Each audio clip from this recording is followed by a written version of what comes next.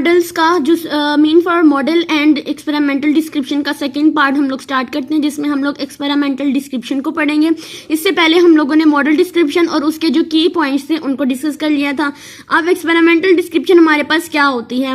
Experimental description means that we explain an experiment in detail, यानी हम किसी experiment को जो हमने किसी मॉडल के ऊपर करना होता है उसको हम लोग डिटेल के साथ एक्सप्लेन करते हैं, including how we collected data, what procedures we followed and what observations and measurements were made, यानी कि हम लोगों ने कैसे डाटा को कलेक्ट करना है, क्या प्रोसीजर होगा, किस चीज को फॉलो करना है और क्या ऑब्जर्वेशंस और मेजरमेंट्स हम लोगों को बनानी है।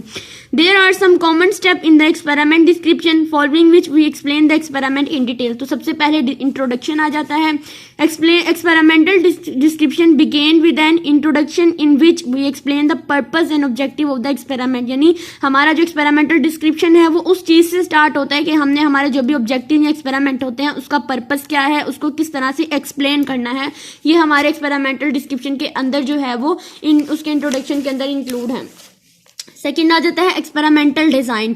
फिर in this we explain the steps and procedure of the experiment. अब हमने चूंकि डाटा को कलेक्ट कर लिया, अब हमारा प्रोसीजर क्या होगा डाटा को कलेक्ट करने का, इसके लिए हम लोग जो है वो पढ़ेंगे एक्सपेरिमेंटल डिजाइन को। We explain in detail how we conducting the experiment and what material and equipment we use, यानी हमने इसमें प्रोसीजर बनाना होता है कि हमें एक्सपेरिमेंट किस तरह कंडक्ट करना है और कौन कौन से मटीरियल्स और इक्विपमेंट जो है वो हम लोगों ने यूज करने हैं, and in what sequence the steps were followed, और कौन कौन से सीक्वेंस के साथ हमने स्टेप्स को फॉलो करना है।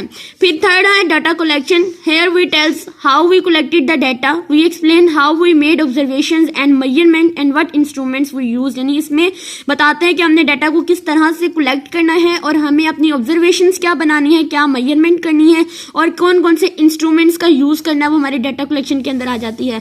Fourth one is result and analysis. अब in this we discuss the result of experiment. अब जब हमने ये सारा कुछ डिसाइड कर लिया उसके बाद हम लोग उसको एनालाइज करते हैं, जो भी हमारे एक्सपेरिमेंट का रिजल्ट आता है और फिर उसके एनालिसिस करते हैं। We interpreted data. इंटरप्रेट का मतलब हमने क्या पढ़ा था कि जो भी हमारा रिजल्ट आता है, इंटरप्रेट एक ऐसा प्रोसेस होता है जिसमें हम अपने रिजल्ट्स के जो मीनिंग होते हैं, जो हमारे उसकी यानी उसकी जो भी एनालिसिस होती हैं उसको हम लोग जो होते हैं वो अंडरस्टैंड करते हैं, अपने इंटरप्रेट करते हैं। तो इसमें हम लोग क्या करेंगे, इंटरप्रेट डाटा, आइडेंटिफाइंग पैटर्न्स और trends and explains our observation. तो हमारी जो भी ऑब्जर्वेशन होंगी उसको एक्सप्लेन करेंगे, हमारे जो पैटर्न्स और जो भी ट्रेंड्स होंगे उसको हम लोग क्या करेंगे, आइडेंटिफाई करेंगे। तो इसका फिफ्थ एंड लास्ट स्टेप आ जाता है conclusion. At this experiment description, we summarize our findings and conclusions. We tell what our results indicate and whether the objectives of our experiment have been achieved. तो इसके अंदर हम क्या करेंगे, हमारे जो भी results आए, हमारे जो भी findings आई हैं उसको हम लोग summarize करेंगे, उनका conclusion निकालेंगे और बताएंगे कि हमने इस result से क्या indicate किया है और कौन कौन से experiments या objectives जो है वो हम लोगों ने achieve किए हैं। तो these steps represent the general framework of experimental description, यानी इन स्टेप को फॉलो करते हुए हम एक अच्छा सा प्रोसीजर तैयार कर सकते हैं, एक अच्छा स्ट्रक्चर तैयार कर सकते हैं अपने एक्सपेरिमेंटेशन के लिए।